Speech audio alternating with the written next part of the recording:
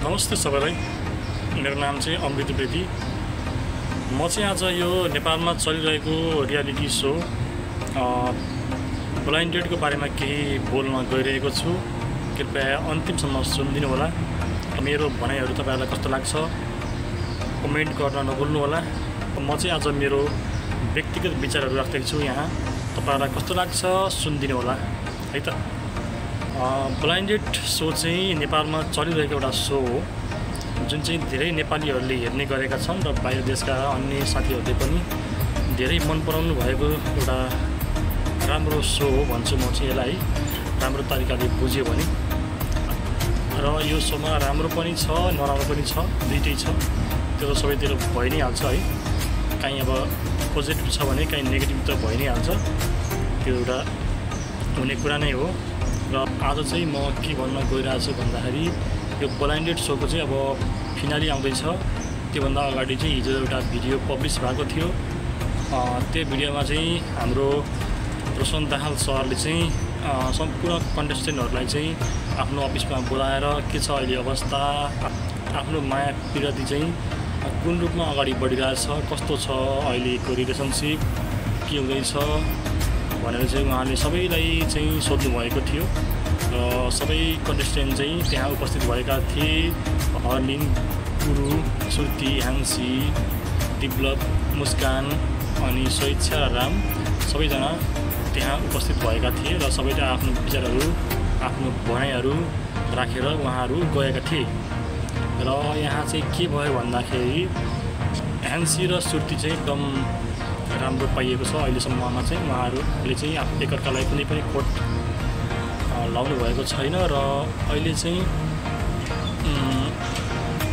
के छ भन्दाखेरि राम र स्वेच्छा उहाँहरू पनि त्यति साह्रो छैन, उहाँहरूले एकअर्कालाई राम्रै भनिरहनु भएको छ अहिलेसम्म पनि।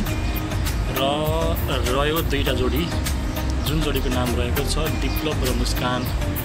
दिप्लवले चाहिँ मुस्कानलाई मेरो बारेमा जे पाए त्यही भन्यो, मिडियामा आएर भिडियो बनाएर भन्ने कुराहरू गरेको छ। र मुस्कानले पनि मेरो बारेमा चाहिँ भिडियो बनाएर यसले चाहिँ राम्रो इफेक्ट पारिरहेको छैन, उसको कारणले मलाई चाहिँ सारा दुनियाँले जे पाए त्यही भनिरहेछ भन्ने कुराहरू गरेको छ। र दुईजना बिच अहिले चाहिँ राम्रो सम्बन्ध रहेको छैन भन्ने हिजोको भिडियोबाट बुझियो। उहाँहरू चाहिँ एकअर्काको फेस पनि हेर्न चाहनुहुन्न भन्ने कुरा चाहिँ हिजोको भिडियोबाट प्रष्ट बुझ्न सकिन्छ। र अर्को जोडी रहेको छ हर्लिन र गुरु बिच पनि कास्टको कारणले गर्दाखेरि चाहिँ अहिले सम्बन्ध अगाडि बढ्न सकिरहेको छैन। र हाम्रो रोशन सरले सोध्नु भएको थियो के छ अहिलेको अवस्था, रिलेसनसिप के हुँदैछ र घर परिवारले सपोर्ट गर्नुहुन्छ कि नै भनेर सोद्धाखेरि उहाँहरूको एन्सर रहेको थियो फ्यामिली कारणले चाहिँ हामी सम्बन्ध अगाडि बढाउन सकिरहेका छैनौँ, फ्यामिली सपोर्ट भइरहेको छैन भन्ने कुराहरू दुईजनाले नै गरेका थिए।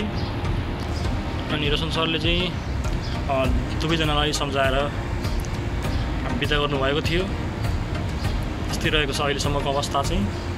अहिलेसम्मको कन्टेस्टेन्टहरूको विचारहरू भनाइहरू हेर्ने हो भने योपालिको ब्लाइन्डेडको किङ एन्ड क्विन चाहिँ ह्यान्सी र श्रुति बन्ने मैले चाहिँ देखेको छु अहिलेसम्मको भिडियोस हेरेर भन्नुपर्दाखेरि। र अर्को जोडी रहेको छ राम एन्ड स्वेच्छा। दुईजना चाहिँ योपालि कपल भएर यो ब्लाइन्डेडबाट निस्किने मैले देखिरहेको छु र दुईवटा चाहिँ आउट हुने मैले देखिरहेको छु अहिलेसम्मको भिडियो हेर्दाखेरि। र बाँकी भिडियो अब फिनाली आउँदैछ, त्यो हेर्न बाँकी छ, प्रतीक्षा गर्नुहोला। म पनि हेर्न एकदम वेटिङ गरिरहेको छु। त्यही हो, योपालि चाहिँ ह्यान्सी र श्रुतिले ब्लाइन्डेडको अवार्ड पाउने मैले देखेको छु। हस् त।